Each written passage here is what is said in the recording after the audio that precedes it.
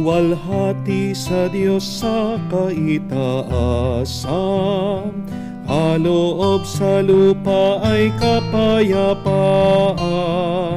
Pinupuri ka, ipinangdarangal, sinasamba ka dahil sa dakila mong kalwalhatian.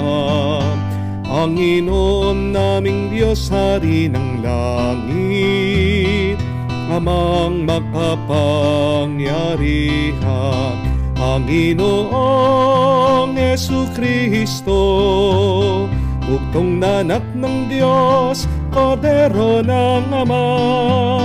Ikaw na nag-aalis ng mga kasalanan ng sanlibutan. Tanggapin mo ang aming kahilingan,